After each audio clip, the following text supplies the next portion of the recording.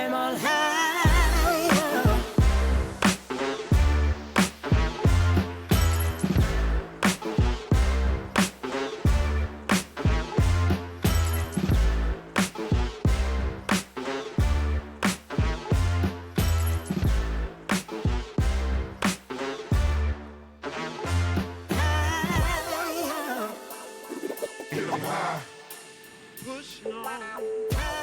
Welcome to Summit Up, your one-stop shop for all things Denver Summit FC, with plenty of side hikes into the greater NWSL landscape, women's sports in Denver, and everything you should know about the culture and community of soccer at 5,280 feet.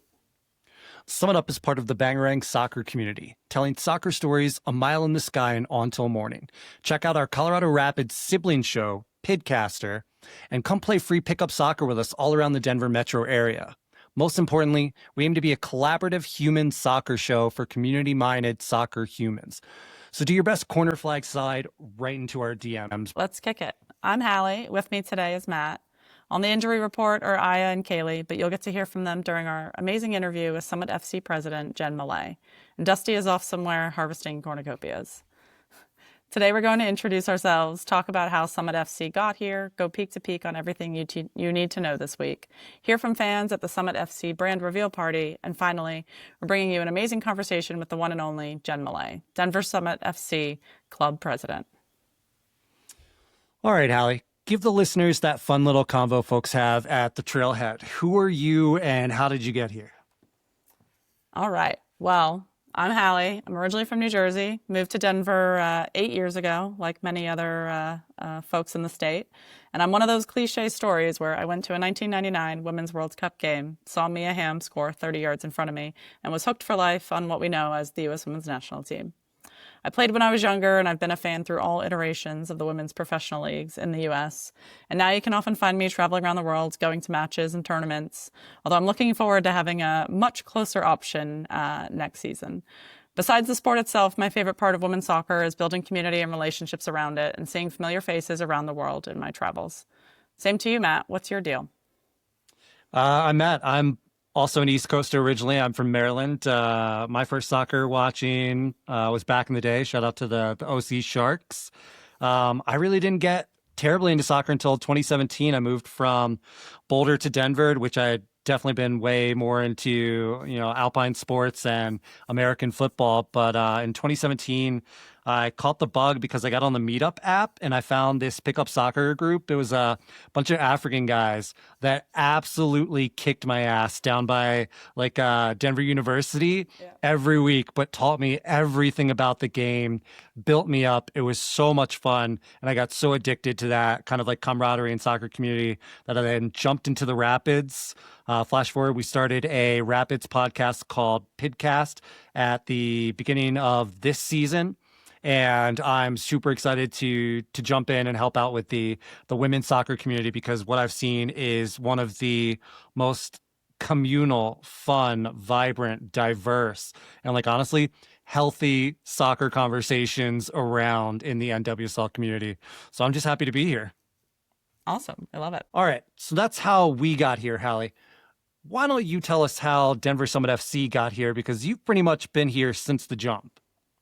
Sure, happy to. So it takes us back about 3 years. Summer 2022, Jordan Angeli, Tom Dunmore, and a few others linked up, started planting the seeds of what a bid for an NWSL, or honestly at the time, I think they were open to other professional women's options and leagues. They started working on finding investors, people who are familiar with raising money, think, Boulder tech scene, worked on a color palette, some branding, and really started creating that initiative behind the scenes. Early summer 2023, just before the Women's World Cup, is when the For Denver FC movement went public with the initiative to bring a professional women's soccer team to Denver. That primarily started with watch parties around the U.S. Women's National Team in that World Cup, which unfortunately ended a little too early for all of our likings, but built a lot of momentum and interest publicly with social media, local media, and started to kind of catch wind that this was a movement that was going to happen. But at this time, there's no specific investors, no big money backing the bid yet. those women's national team watch parties continue through the fall, the winter. We have the Gold Cup in February 2024, where I first meet Rob Cohen. He comes to an event at the Celtic disguised as a consultant. I think I saw through that introduction pretty quickly, but we were happy to have him, and he just wanted to observe the community, see what the interest was like, get a feel for the vibe and the folks around the movement, and make sure it was something he felt comfortable attaching his name to and backing. For those not familiar, Rob had kind of been involved in WNBA bids in the past that didn't work due to logistics and venue demands in Denver. So he was keen on bringing a women's professional team to the state. And then summer 2024 is when things really get formal with the league. There's different bid documents that are due. It started with like a 3 to 5 pager kind of basics about the bid. And then the league shortlisted the teams and markets they were interested in. And that led to, I think, like a 200 to 300 page bid document that really went through all the details. What are your facilities plans? What are you really going to invest in and build for this team? That was shortlisted again for site visits, which we saw in the fall of 2024. Jessica Berman and her expansion committee came to Denver on October 1st, 2024, meant to be pretty hush-hush, although a few other site visits started to leak around the league. They visited the potential stadium sites, training site, and had a small community happy hour where they really explained where the movement kind of came from, this grassroots community effort rather than kind of other bid cities that came from, an ownership down level. And then I think everybody was expecting an answer around NWSL Championship weekend, and we all got a curveball where it was announced that Caitlin Clark had joined the Cincinnati bid. It felt a bit like everybody submitted their homework and somebody decided to pull it back out and amend it at the last hour, and it didn't quite feel fair at the time, honestly. I think there was some mixed reactions to that around the league. Those who maybe wanted her involved, some folks who didn't. But everybody's waiting on an answer. And a few weeks later, on December 17th, Sportico leaked that the Denver was in exclusive negotiations with the league. Nothing was across the dotted line yet, but there was some movement happening behind the scenes. That was not confirmed to us until the end of January, when the league officially announced Denver as an expansion franchise on January 30th, just about exactly a year out from when preseason will start next year. So basically a year to turn this from, hand over the keys, build a stadium, build a team, staff an office, and get things going. So, about 3 years in the making, and then, a sprint here to get things across the line for next season. But huge momentum built. Obviously, we've seen the season ticket deposit list is over 12,000. It's really been a grassroots effort from the beginning, word of mouth. Social media experiment, basically, that has gone really, really well, and I think proved to the league that there's a genuine interest here. And I think a lot of other fans and teams are excited to come see what Denver's about and hopefully welcome us as away fans to their markets as well. I think that's really funny. They kind of essentially long run up to get our pilot's license and then a very short runway to fly. Yep. This team's kicking off in March. And then you talked about those season ticket deposits. I think that's at or more than the seats that will be available in the Centennial Temporary Stadium. Yep, right about that. And I'm sure, those numbers were pre-name and branding. I can only imagine that list has gotten longer, but I think we'll see a lot of sellouts for this team to come. So I believe it is more than the Kansas City Stadium holds. So we'll take that title from them on the consecutive sellouts, hopefully next season. Nice. Well, since you talked about the name and branding, we did go to the brand unveiling party here in the heart of downtown Denver at McGregor Square, where the team unveiled that they will be Denver Summit FC. We've got a beautiful crest made by Matthew Wolf, which we will talk about and dissect in a later episode. We did send our intrepid reporter, Ayah Matt, out to work the crowd at McGregor Square and gather reactions from the community. Here's what she brought back.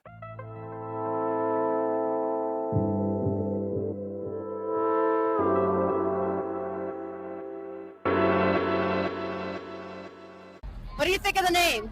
I love the name. I think it really fits the pride of Denver and the whole state of Colorado. Love it! Summit is fitting, right? It's very Colorado, so it makes sense. I love it. The other options weren't my favorite. I voted when they did the poll online, So I voted for Summit, and my dad did too. He's in Nebraska, so there's Summit fans in Nebraska. So what do you think of this event? I think it's fun. It's loud and, crazy. What do you think of this slide? Do you think it's worth it for whatever you're going to get? It is worth it. I have people texting me like, can you get me a blue sweatshirt? They were sold out online. And I think it's great. It shows how many people are excited for this. What's your dream player on this team? Oh, shoot. Carly Lloyd would be sick, I think. Trinity Rodman. I went to high school with Allie Schlegel. I know she plays in Chicago right now, but being a high school friend of Allie's, it'd be pretty cool to have her come home. I want Naomi Gurma, but she's a little pricey. Because I'm going back to like the 90s. Oh my God. I went. Randy Chastain, please. I know. Right, honestly, yeah, I was like, oh, is Mia Hamm still playing? I would like Alex Morgan to come out of retirement to play for us. Retirement and play for the Summit.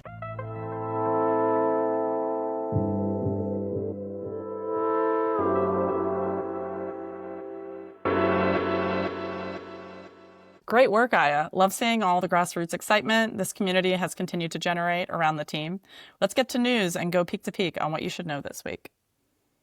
All right, back from break this past weekend, NWSL hosted their rivalry slate of games, which saw some exciting frenemy matchups, or in the case of Portland and Seattle, bad blood in the truest sense. As a reminder, we launched a Summit Up hat giveaway in honor of the event, so jump on our Instagram at Summit Up Show to enter.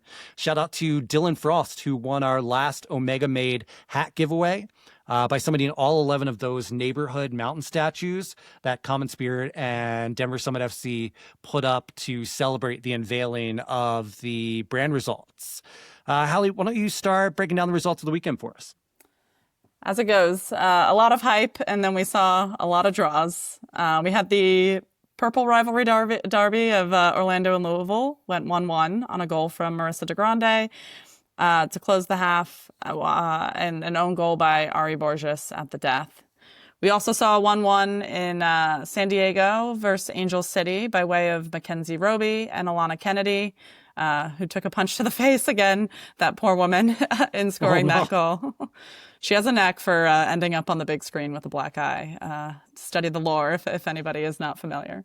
And finally, man. Chicago and Bay FC saw goals from Shea Groom and Taylor Huff. In other matches, Gotham and Washington had an exhilarating 0-0 affair that saw Jays sent off in the 30th with a red.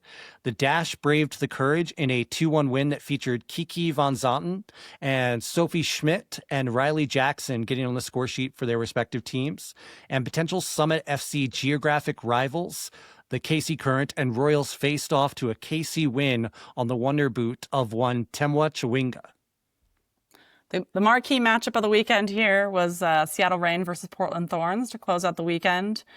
Pre-game media highlighted there is no love lost between these two teams' players, and the game played out in a similar fashion. Portland would reign supreme on a four-pack of goals from four different goal scorers, with Sam Coffey starting out with a penalty kick, Raylan Turner, Raina Reyes, and Pietra Torden finishing things out. Seattle's side put in 2 goals from Emery Adames and Jess Fishlock, making them half as good on as the Thorns on the day. We'll stay tuned for part 2 of that this season. Oh, man. In other news, multiple outlets have reported that Summit FC have signed their first ever pitch climber.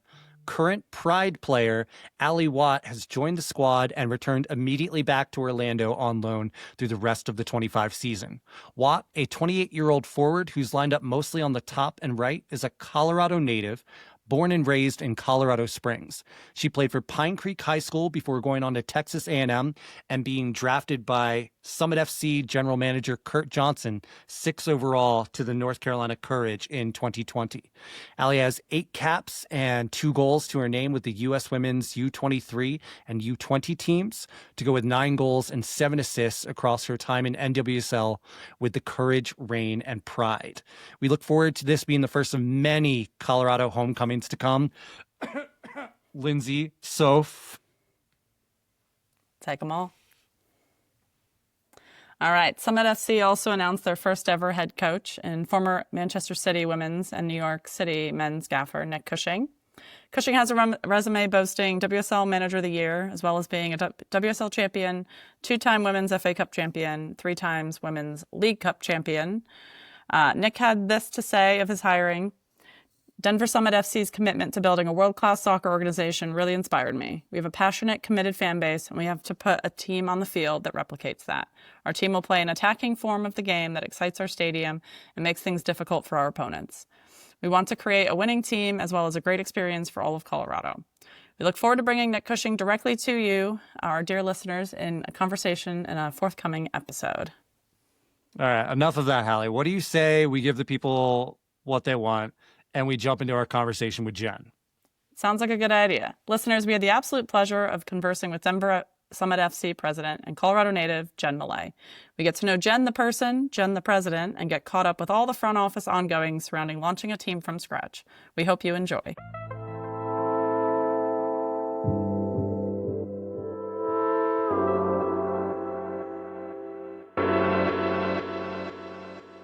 Hi, everyone, and welcome to Summit Up, the first and therefore best podcast dedicated entirely to Denver Summit FC, the rising star of the NWSL. I'm Kaylee Long, joined by my co-hosts Matt and Ayah. Today we have an incredible guest for you all, and dare I say, the only guest we could imagine having for our inaugural episode of Summit Up. We're thrilled to welcome a trailblazer in sports and entertainment, Denver Summit FC's very own president, Jen Millet. Jen has built an impressive career leading some of the most prominent brands in sports, such as her recent roles in the C-suite at Bay FC and the Golden State Warriors. Her expertise in business, marketing, and community engagement has taken organizations to new heights. Now she's making history as the president of Denver Summit FC, Colorado's very own professional women's soccer team. With deep roots in Denver and a passion for inspiring the next generation, Jen is poised to transform not just the local sports landscape, but also bring a national spotlight to the Mile High City. Without further ado, please welcome Jen Millet. Hi, everybody. Thank you for having me. It's super exciting. We're so excited to have you on the show, Jen. I know myself and everyone here today, and especially our listeners tuning in, are so eager to get to know you, to understand everything that you have in store for the team. But before we get into the team and all the questions we have to ask, just tell us a little bit about Jen Millet, the person. Tell us who you are, what you like to do when you're not running a professional soccer team, and what brings you joy. Yeah. So where to begin? Like, I love being outdoors. I love to go running. So that's one of my big passions. I am one of 6 kids, and I'm the youngest. So I'm very scrappy and and stubborn, as lots of kids from big families are. I have a 21-year-old daughter who just graduated college and is at this moment moving into a shoebox of an apartment in Manhattan. Literally she put her bed in the room and sent me a photo, and I said, I think that's too, you're basically on top of the heating unit, it's gonna catch fire. Yeah. And I'm obsessed with dogs, which everyone on our business team knows. We're currently in an office where you can bring dogs, and we have a rotation going of all of our furry friends that visit us every day in the office, which is super fun. And I love sports. So hence, the last, maybe 10 years of my career has been focused in this area. So super excited to bring this professional women's team to Colorado and to Denver. That's amazing. Fantastic answer. Do you have any dogs of your own? Oh my gosh, it's a tragic story. I did have a dog. No, it's not that tragic. I had a dog for a long time. The tragic part is that my husband will not, I shouldn't say allow, but he knows he would be the primary caretaker of said dog, and he is just like, nope. Yeah. Don't want to do it. And if you got a puppy, the puppy phase is brutal. So, that's... But we moved to a house that has a dog bath built in the backyard, and we got here and I'm like, are we really not going to get a dog? I said, do you think it's going to be weird if I walk around the neighborhood and offer to bring dogs back to my house to wash them? That's a good way to make that neighbors. might not be the best way to introduce yourself to the neighborhood, but Jen, that's amazing. My partner Hallie volunteers at Humane Colorado every Saturday, walking the dogs there. So if you need that outlet, I'll link you guys up, and you can go get your fix. We have our own dog, but she does that to bridge me saying maybe we shouldn't have 2 dogs. Yes. Well, the problem, I actually did the same thing when I lived in San Francisco, but I would come home every day and be like, this dog's different. We should get this. This is It why would be we- hard to not leave with one, that's for sure. No, like in my purse every night. Yeah. Yeah. Man. That's amazing. Well, putting your presidential hat back on, Yeah. tell us a little bit about how being a Denver native has kind of built this fire in you to come back and lead the Denver Summit FC. And what is it like to be part of such a historical endeavor? Yeah. I mean, I think there's just so many points of connection on this, but I think having been part of BAFC from like the franchise build phase and seeing the impact that a women's team can have on a market was beyond what I ever imagined. And I think in some sense, selfishly, to be able to do that again for a market that I love and care about, as much as Denver, was like, oh my God, how do I not do this? Like, it's almost like when you give someone a gift and you watch them open it and you see, you nailed the gift and you see how excited they are. And that's what it's going to be like, I think, for me and for us as a club when, we take the pitch for the first time and we see like the fans, just excitement and just celebration of this club. And so that's really a North Star that's kind of driving me and the team as we set on this journey of doing this work on a really accelerated timeline. So yeah, I mean, I think, and then when you think about, beyond even what it meant for BAFC here in Colorado, in Denver, and it's just passion for women's soccer, right? I think a lot driven by the fact that Colorado has created these amazing athletes, U.S. women national team players that have been cultivated here in Colorado. And then I think, every time you see the U.S. women's national team come and play, that, that stadium is full and sold out. And so this is truly an audience and a fan base that is engaged. We're not out here having to convince someone that they should want to be a fan or be part of this, right? Like, they were just here waiting for it to happen, and it really helped make it happen. And so there's so many positives to that, to be able to come in to the market, know that there's already a fan base here that's really engaged around the club, and then to be able to help bring them something that I know they're going to be just super proud of and super excited about is, I mean, how do you not want to go do that? So yeah, that's amazing. All right, Jen, making the jump from Golden State to BAFC and now to Denver Summit, can you talk about any of the diverging trends between marketing and the business of men's sports versus women's sports? Any that you particularly enjoy or been surprised by?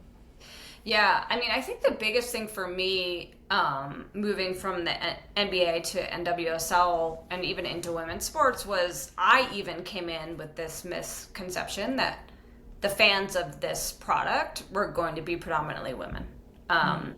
And, to be honest, even when you started to look, and this was only in 2023, and started to look at the studies that outside consultancy firms had done, they kind of told you the same thing. It was like, hey, you're going to see a lot of women, 40 plus, this is your audience, and as we got building at Bay and we were engaging with folks at community events and at soccer tournaments, and before, we had even launched, I was like, God, this doesn't feel like what the old traditional data told me I was going to see. And when we got to, the first batches at Bay, and I looked around, I was like, no, this is a diverse audience by gender, by age, by ethnicity. Everybody's here. This isn't, women's sports isn't for women only. And I think that is what brands are starting to figure out. Fans already knew that, especially fans that are, really interested in women's soccer. But I think everyone else is just catching up to that. And so I think the biggest surprise was how wrong that misperception was around, hey, here's your addressable audience. And I'm like, that's not it. We haven't even reached the, we haven't broken even through on what the addressable audience is. It changes every second because people start to get educated, and we've made, I would say, improvements around the discoverability of women's sports. It still has a long way to go in terms of, broadcast and making sure we're getting prime placements, making sure we're getting shoulder programming around women's sports so that people who want to understand and learn have places to go to get that content, and it's more easily accessible to them, right? I think that's the next wave of it. But at the end of the day, what, I've seen as a through line between working in men's sports and working in women's sports is that, sports should be, and usually is, a unifying force. It's like people that come together in a community around a shared passion. And, it's just one of the, it's just a really great community gathering, these matches of, again, fans coming together and celebrating something positive. So that piece is true across sports, I think.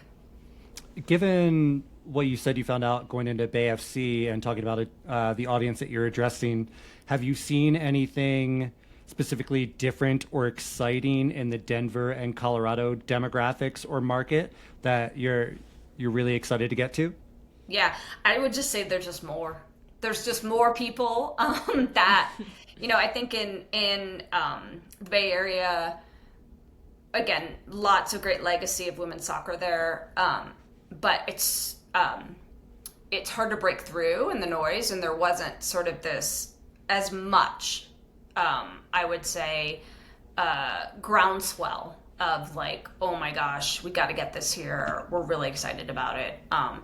I would say there was a level of that existed, but I would say it's 10x that here in terms of the amount of fans that have really passionately engaged with us even before we were, named a club, right? And so I think that piece, it just hits different. I just think this is a market clearly that is super passionate about sports, and I think has waited a really long time to bring a professional women's team here. So.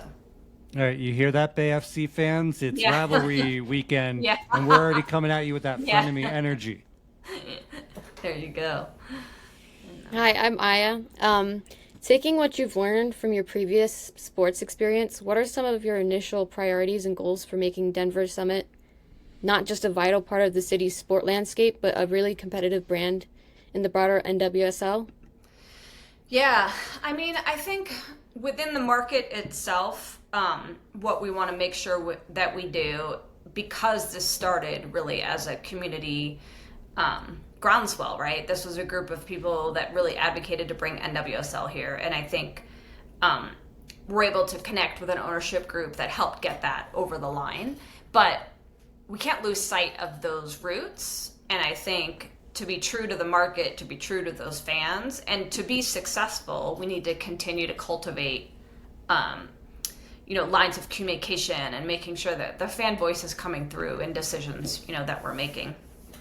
I think when we talk about, how to break through in the NWSL, honestly, I think a big part of that for us, and I'm confident we can do it, is like, these buildings are going to be full. And players see that, feel that, and know that. So when they come into this market, and are playing, Denver Summit FC, they're like, oh, it's really loud there. Like, oh, their fans are, packed. They're in their seats. They're cheering the whole match. And I think that when you think of things that are picked up on broadcast, broadcasters want to see full matches, right? They want to see fans excited. And I think that we will be a high demand market because I anticipate that our fan base is going to be, super present at these matches.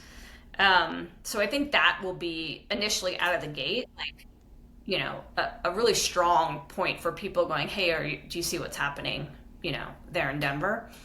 And then I think there's a lot on the sporting side that I probably can't speak to, as well, or even should even try to, but I do feel like there's a style of play that our GM, our head coach, will really want to lean into and differentiate. And I think that, they've come out really strongly and said, like, hey, we want to win championships, and this isn't necessarily a, hey, well, give us time and we've got to feel each other out and figure out what we're doing. Like, they're pretty adamant around trying to bring this together and build a culture that is grounded in, like, winning. And so I think to just come out of the gate super strongly in that way will also kind of differentiate us.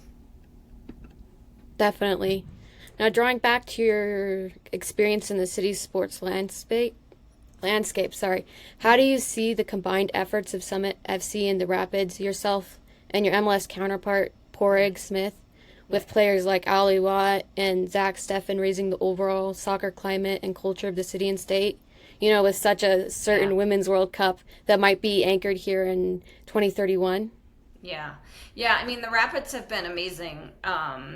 And I would say even just the landscape across all of Denver sports, right? And sort of embracing us, welcoming us, and wanting to help us succeed. We're trying to build a staff. We're managing a lot of facility projects right now. And I would just say everyone has really shown up and said, what can we do to help? Which is amazing. And then I think Porig in particular with soccer, I think, there's so much that they've already accomplished in the youth soccer space, and I think that they have really been waiting to have a counterpart in a female team here to help sort of take youth soccer here to the next level. And so I think working with them to like best position both our clubs to support and cultivate like this youth landscape over, once we get up and going here in the next year or so is going to be really meaningful. And we're so fortunate to have a partner, again, that has done a ton of outreach to us, trying to bring us up to speed, talk about, how do we work together to support, what is already exists, which is these amazing athletes that are growing up here in Colorado. So more to come in that space, but for sure it's been just really special to have, them reach out and want to do things with us and, help lift each other up. Now, I apologize. I don't know the extent that you were doing this with Bay FC, but I believe with the Warriors, you were pretty instrumental in that youth basketball program. Yeah. It's pretty awesome. Like, I think the Warriors had one of the largest youth basketball programs in the NBA. I think it was the largest. And I can't take any credit for that. So we had a, individual on my team who had run that program for the last 20 plus years, and he's like one of those amazing people that is just so talented in what he does and cares so deeply about it. And I think the outcomes speak for itself in terms of the number of like youth basketball players that want to be part of the program that he's building and doing. And I just, kids in sports, boys and girls, it's just massively important, right? This is where kids for the first time learn leadership. They learn resilience. They learn collaboration. And, kids being able to be active as we look at a lot of programs across the country where, physical education is just can't and sometimes not supported within certain school districts or funded. And so, how are we making sure that kids have the opportunity to go out and access this and participate in these programs? Again, not because we want them to be just because we want them to be the next Denver Summit FC star, but because it's important to their growth and development. I love being a part of organizations that support those initiatives. Now, staying on the community theme, the new stadium is going to be built at Santa Fe Yards, the old site of the Gates Rubber Factory, unfortunately, traditionally red line district. Yep. How will you straddle your physical and cultural role being between, say, very white and affluent neighborhoods like Wash Park and Platt Park, and historically underserved and largely Hispanic neighborhoods like Athmar Park? Yeah, I mean, I think that we very much see ourselves and choosing that location to be sort of a bridge, right? The park is a big part of that project. Technically, I'm told it already is a park, but if you go out there, it's a dirt lot.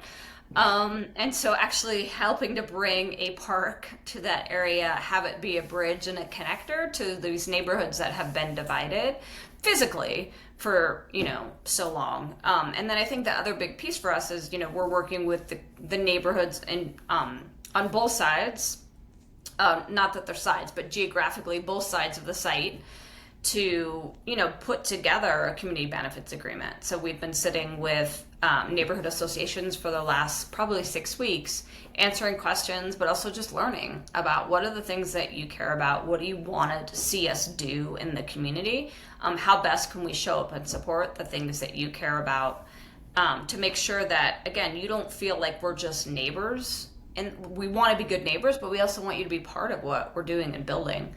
And so, our first step is like really answering a lot of questions and then hearing from them and basically saying, hey, you guys put your list together. What do you want to see us do? And then let's figure out how we can go through that and accomplish those things. So that's awesome. Yeah. Now, back to the brand side of things. I am someone that is definitely obsessed with brand development, and the launch that you guys did, I was there just beaming like the whole time. It was so much fun.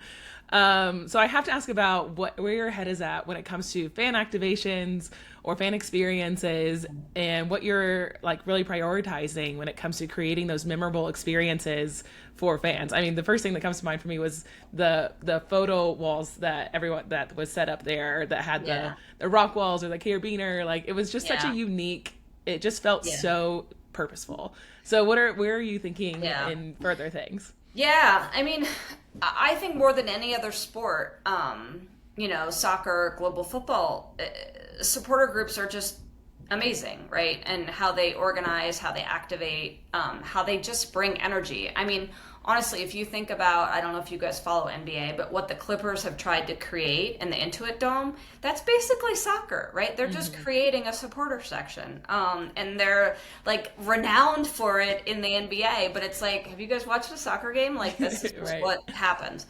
And so I think as we talk about building our culture or building fan experience, we really want, again, supporters to sort of like lead the charge, us basically to create the palette for them to come out and say, great, this is how we want to, show up. These are the chants we want.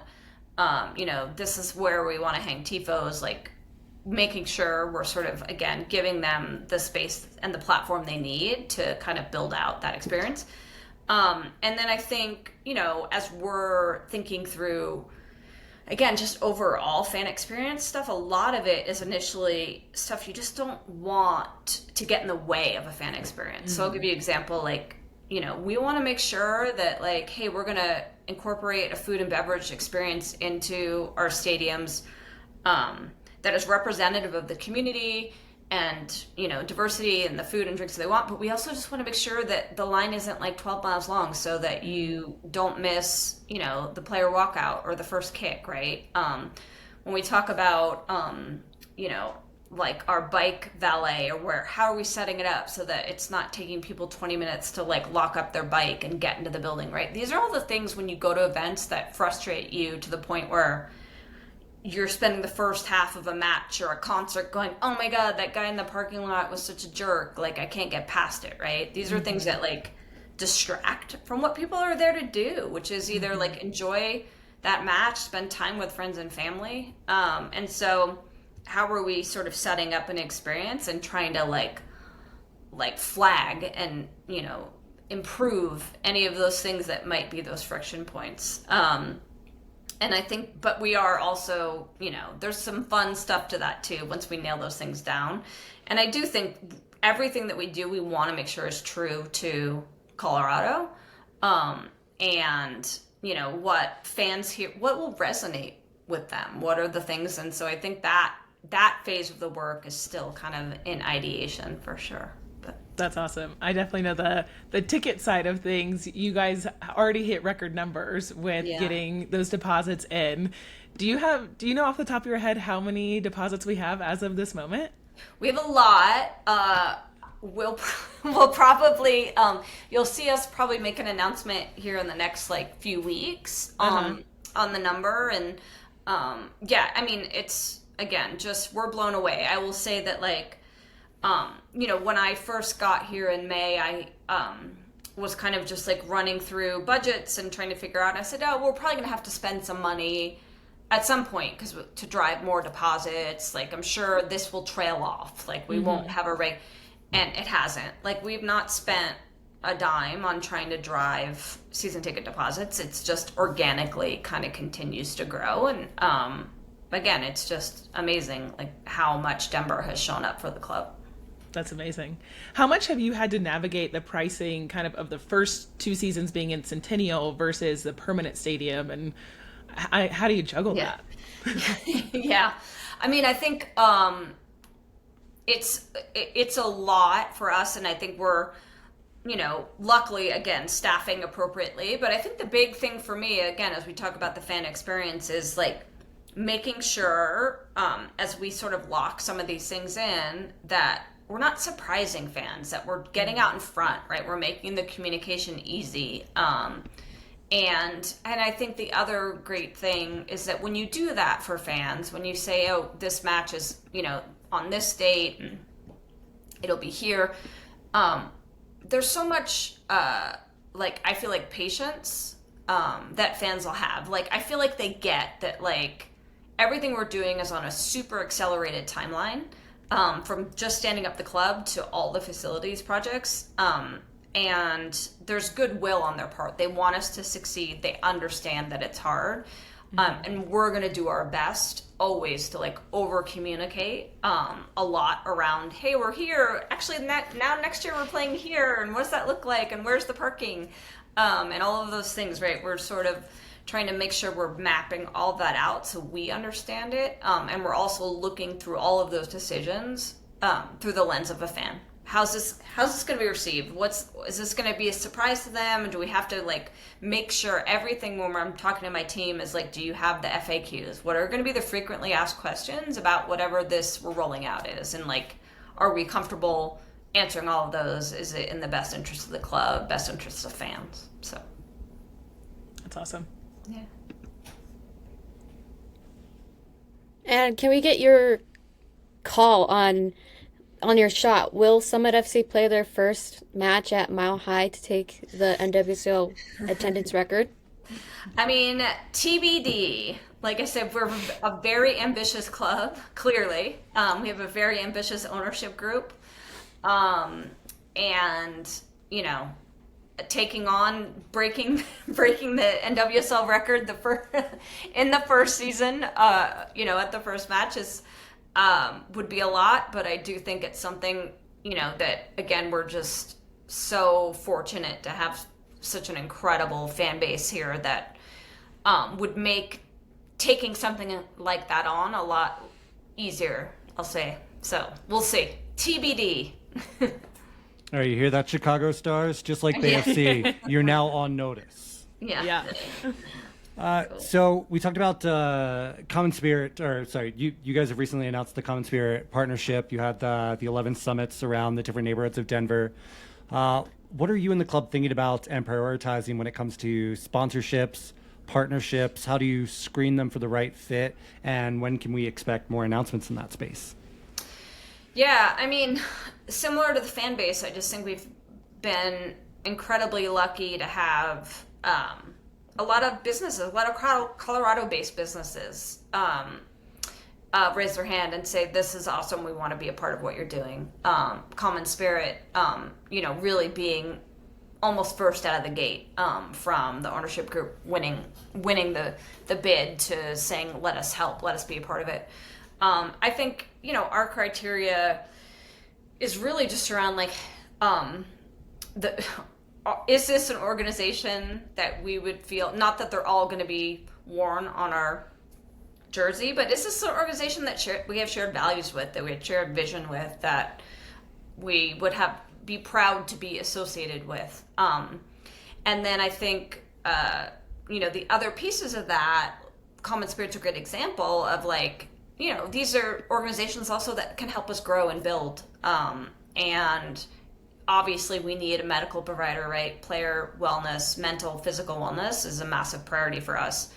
And, having Common Spirit as the medical provider for us, really solves, a need that we have, right? Like how we're going to best care for these athletes. And so I think you'll see this a lot in women's sports where the partnership isn't just a logo slap, it's a true kind of business integration. And these organizations are really able to like add value and help us stand up, develop, and grow. And so for us, like I said, we would love to, really represent Colorado through a lot of these sponsorships. And we're so fortunate to have so many Colorado brands want to be a part of what we're doing.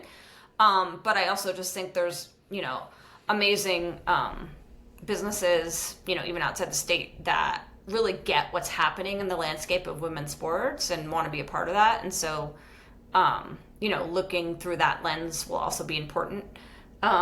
It's funny when you get in there too, like there's a lot of brands that players have an affinity for, whether that's like the burrito brand they love or the sports drink. And so if you can make a shared connection there on something too that is pretty organic and cool as well. So, yeah.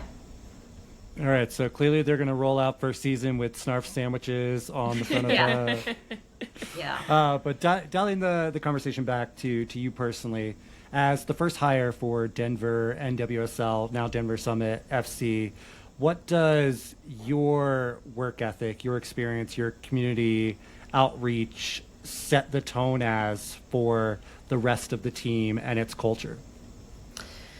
Yeah, I mean, I think there's a couple things, like, our business team, I can probably speak more readily to them, all of them have really signed up for an amazing journey that requires a lot of hard work. We've got so much to do in the next, it's like, it gets shorter every time I say it, but, 8 months. And what people also have to sort of realize when they come in too is that this is a startup. So you could be in one role, you could be on the ticket sales team, but guess what? We've got a community activation next week and we need more people out there. So you're going to run over there and also support and be sort of a community ambassador, or, we're trying to do a bunch of facilities work and, we need folks to like sit through meetings with contractors and ask questions that fans would ask, right? As we think about operationalizing, a fan journey in a building, right? So being part of projects that maybe you never thought you'd be part of and stretching in a significant way, because every role that we hire needs to, be able to probably step into any other role, at least for a limited time. So again, and I think it's important for the club and the staff, like, to see, our leadership team, me, just as willing to roll up our sleeves and jump into those things as anybody else. So, I think that is a big piece of it. And then obviously the community component, again, is what maybe we talked about on the top of the call too, is the community is why this club is here. Is really their initiative, their work, to bring NWSL to the table. And so making sure that, there's a connection and a through line in our culture back to that larger community, like, that's on me to kind of keep an eye on and keep tabs on and build out the pipeline so that exists. Jen, I don't know if you've watched the recent season of The Bear, or for any listeners that have, they put up a large digital countdown clock. I think it was set for 3 months. Do you have anything like that in the Summit G Suite or physical spaces? What's so funny is that I have watched it, and I thought of that when I saw, when I watched this season. I was like, oh, we probably do need that. So yeah, good call. If you guys want to send one over, I'll get it up. I'll get it hung up. That'd be perfect. Yeah. Jen, you just talked about how much, clearly goes into building the right team, finding the right people to bring this vision to life.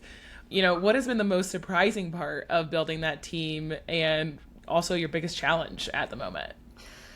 I think the biggest challenge is just how quickly we have to move. And you know, and everything happening at once, and trying not to get overwhelmed by it. So time is the biggest challenge, honestly, at this part. And the surprising part, I think, is, again, I always knew that fans, that potential players, that brands in Colorado would be interested in this club, that people would want to work here, all of those things. I always had a sense of, especially when I was, you know, joined the NWSL and was in the Bay Area, but I had no idea the magnitude of what that interest from all of those constituents would be like. Again, it really helps fuel us, because again, we're going to do lots of hard things to get all of this done. But we know everybody's on our side. And so, you know, how do you not want to do right by all the people that have invested so much in, you know, in you already? So yeah, you guys quite literally have a village behind you, ready and willing to go wherever you say. For our listeners who are tuning in who don't really know how building a professional soccer team all comes together, can you kind of paint the picture of how your role intersects with the other areas of the club, such as the investors, the coaches, players, and how that all comes together to create success? Yeah. So typically, and this is true in NWSL, but also I've found the model across other sports as well. But you kind of have a president on the business side, so president of team business. So that's what it sounds like. So maybe all the non-sexy things about sports, but so they can be in charge of everything from marketing to ticketing to sponsorship, finance, legal, HR. In our case, obviously facilities, and, you know, builds and operating venues. And then they have a counterpart that is a GM, or sporting, they call it sporting director in soccer, we're very fancy, who oversees everything on the sporting side. So they recruit the players, they hire the coach, and really manage, you know, the team operations. And so in our instance, that's Kurt, you know, who's joined us from North Carolina. And then both of us report into ownership. So, Gotcha. But there's so much crossover between our worlds. When you think about things like, you know, our finance lead on the business side is helping build out what's that budget, you know, that they're using to recruit players and sign players, but also, you know, their day-to-day operations. Our legal team business side is supporting all of the things that are happening to make sure player contracts get done. And then just, I mean, HR, all of those shared services, you know, will work together as we do player signings, and when do we want to press release them, and how do we want our social team to push out that content, you know. So there's a ton of kind of overlap and energy, and there has to be sort of shared cultural values between, you know, between those two groups as we work. So, Jen, I don't know if it's been obvious from the themes of the questions, but the more you get to know Kaylee, you're going to learn that the business side is the sexy side of sports for her. I was going to say, I don't know, I don't agree with that, but yeah. So as a follow-up, can you kind of flowchart for us what your project schedule has looked like from day one to now? I wish I was so organized. So I would say day one, I mean, honestly, the priority was hiring. So, you know, and as you're just not going to get the scale that we need, being, you know, a 1 or 2 person team. And so putting it together, an executive team, putting together just some of that infrastructure, scaffolding support, you know, standing up a business. So it's probably more startup than soccer, than you know, anything in the beginning. So I think that was probably like a month of the work, and now, you know, we're into a lot of work on, you know, setting up everything to convert ticket depositors, as we get into the fall, and how do we want to roll that out, and what's our ticketing vendor going to be. A lot around, again, corporate sponsorships. Typically those are big deals, and they take a long they're not like done in a month. They're sort of a long lead time where you kind of get to know these brands, they get to know you. You start to co-create platforms together. So making sure everything related to our kit or training facility, as we launch, and we want a partner to get the value of that from the beginning, right? So we're very focused on getting those deals done. And then the brand identity and build, right? We spent a lot of time, building what the visual identity of the brand, brand voice work, and making sure, again, that we're consistent in how we're pushing that out into the world, as we lead up this ramp to the season. And then we spend a lot of time on these construction and facility projects, right? City permits, and what's the, natural grass turf, and where are we getting the, from turf farms. I mean, it's all of the things like that, as we think about, those timelines for facilities, which again are as aggressive as our timeline is to stand up this club. So spending a lot of time in that space right now as we're making decisions and trying to get, dirt moved and foundations set, for out in Centennial initially. So yeah, like a lot of different stuff in 1 week. I saw an interview that Rob did when he was talking about getting the soccer goals, and how much that threw him for a loop of the timeline of how long it would take, and having to buy some from another team, and those kind of things. Of, you just don't think that the very first thing you have to buy is the soccer goal. So yeah, well, especially next year's obviously a men's World Cup year, and turf is a big thing. Yeah. So gotta get a deposit down on some turf, and you want that in before the winter, right? So right, we're moving on all that stuff for sure. Given your time in the music industry with RDO, your creation of a remarkable art program at the Chase Center, how will you center local art and music at the ethos of Summit FC? Yeah, for me, a big part of that comes back to two things. One is the players, especially when you talk about like music. You can't have a vibe that's not their vibe, because if they don't get it and it's not their thing, fans feel that, and it just lacks authenticity.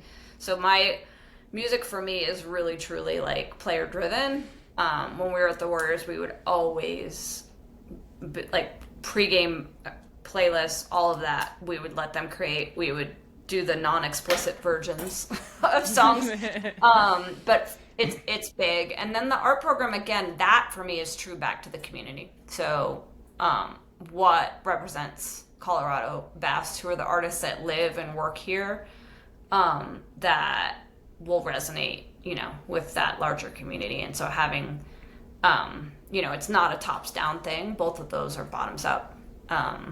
And, I think that will be our focus, especially as we get into the stadium and what we want that design and look and feel to be for fans. So, yeah. Are you working on any projects in that realm yet? Not yet. I think we are very focused on first year stuff right now. I mean, we're working through stuff out in Santa Fe Yards, but not at that level yet. All right. Hopefully it goes with their vibe. We've made the pitch that after the first match in Centennial, we want 12,000 of our friends and family arm in arm belting out Miley Cyrus's The Climb. Ah. We're just putting that out There there. you go. It's right. a belter. Yeah, I mean, you guys tell us what you want, and we'll get it. Like I said, we'll set the stage, and the fans, supporters get to drive. That's the most authentic soccer experience you can have. So, yeah. So speaking of that, and obviously asking for three friends that are talking to you right now, how do you see the current media and attention landscape surrounding women's soccer, and how do you think teams can tell and have their stories told the best collaborative avenues, the best community cohabitation of the space? Yeah, I mean, I would say, the broadcast, overall broadcast experience, both from a quality and a attention, has improved, but there's still a long way to go. Like I said, I think seeing more shoulder programming around the matches. I think it's difficult, like in some markets. Again, the media landscape, this just isn't a women's sports issue. It's all sports. It's super fragmented. I was talking to someone who worked in the NFL, and they're like, yeah, it's hard. Like, our matches now are on 5 networks as opposed to 3.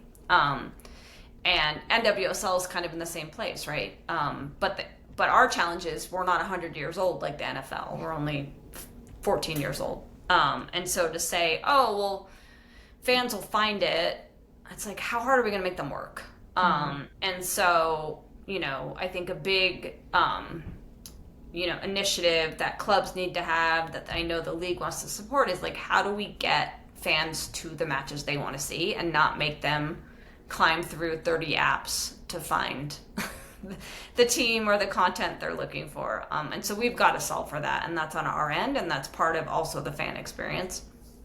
I do think broadcasters are willing, again, to really, they're valuing the content, and they're understanding, that this is going to get the eyeballs if we can just find a consistent home for it. And then I think the other piece that's been great for women's sports in particular is just kind of like the rise of these docuseries where you're able to really kind of tell these player stories in a more intimate way, and draw stronger connections between fans and players or clubs. And so I think, that piece over the last couple of years has really kind of helped bolster an audience for this product. That's amazing. I just wanted to say NWSL is turning 13 in a couple of months, and it's quite remarkable how it has grown in that little time compared to these other leagues that have had 20 plus years. Yeah, for sure. Yeah, it's incredible. And I mean, kudos to the WNBA, who's at 25 years, and the jumps that they've seen in the last few years, just as people have really connected to women's sports. And I think women's sports is kind of truly at the epicenter of like culture, lifestyle right now, more than men's sports, to be honest. It's kind of at this zeitgeist period of like relevance that I think will only continue to grow. So it's great. Jen, you mentioned the docuseries aspect, and I am such a sucker for every possible docuseries there is out right now. And how cool, and Netflix, if you're listening, I think a NWSL, specifically Denver Summit FC docuseries would be quite lucrative for the company. So, that would be cool. But Jen, it has been absolutely fantastic getting to know you. We're very cognizant of your time, and we look forward to all the success for both you personally and the team. For our final question today, what do you see when you look ahead 5-10 years of the cultural footprint that you hope to see for Denver Summit FC? Yeah, I mean, I think that some of the like ambitions, people talk about valuations, right, for women's franchises, and that's amazing, but it's not for this ownership group. It's not about that. I think there's something significant to a women's sports team getting a valuation of $1 billion that isn't about the money, that signals like, hey, this is a real thing. And all you people out there that thought this would never, be a sustaining business, you're wrong. So that's great. But again, this isn't an ownership group that's their ambition. I think the legacy for this club is really going to be, are we creating a generational fan base? Are people going to say, oh my gosh, I went to my first Denver Summit match with my dad when I was 8, and I'm a fan for life, and now I take my kids to these matches, right? To have that through line is amazing. I think other kind of North Stars are like, you could be walking through a market in Marrakesh, right, and see someone in a Denver Summit t-shirt, right, in 10 years. And you've probably, if you've ever traveled to different places and seen someone wear something that you identify with, you immediately are like, you know, whether you ever have a conversation with them or not, you share a look that like, hey, you know what's up, right? And I think, you know, for this club to have like a global footprint in that significant way will be important. And then I think the last piece is just that we have a legacy of continuing to be entwined with the community that helped found us, and that they feel proud of not just what we've done on the pitch, but what we've done for Denver. And that will be, you know, an amazing legacy to have. I love Incredible that you answer. Yeah. That market in Marrakesh thing. My partner Hallie knows that if I ever see someone in a Baltimore Orioles hat, it's immediately derailing our schedule in our direction. Yep, absolutely. I mean, it's a pretty fun, you're like, oh my gosh. So yeah, I mean, I think that's what we hope for. That's amazing. I mean, incredible answer. Thank you for the conversation today. Thank you for taking time with us. Yeah. And just, we are so excited to see what the future holds for this team and for you. Thank you guys so much. I know this was like tough to get set up, but we got it. We did it.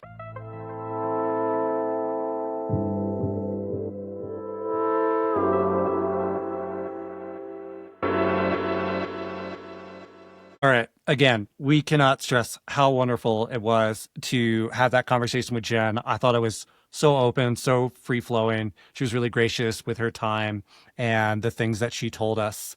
I really look forward to what she's going to build in and with this community. Hallie, any final thoughts before we jump off of episode 1 of Sum It Up? No, I just encourage people to keep watching the league, scouting some future players, hopefully, that we'll see joining the team next year, and finding some reasons to start some rivalries, hopefully, of our own. Speaking of scouting, I think we're going to talk about that in episode 2, so stay tuned. All right. Be sure to check us out on socials at Summit Up Show on Instagram, Summit Up on Blue Sky. You can find me at hguardo on Instagram and Howls517 on Blue Sky. Matt, where can we find you? You can find me at Matthew Wick on Blue Sky. You can also find our sibling show, PIDCAST, at PIDCaster on Instagram and at PIDCAST on Blue Sky. Our intro and outro music is Climb On, Late Night Radio Remix by Denver's own Maddie O'Neill, featuring Briscoe Jones. Go to maddieo'neill.com for info and tour dates, including her September 27th show at Red Rocks Amphitheater. How about we end this with a Sum It Up? Sum it up. Oh, come on. That's the best you could do? I want you to like scare people in the room. Sum it up. All right. Sum it up. We'll keep working on that. All right. Thanks, y'all.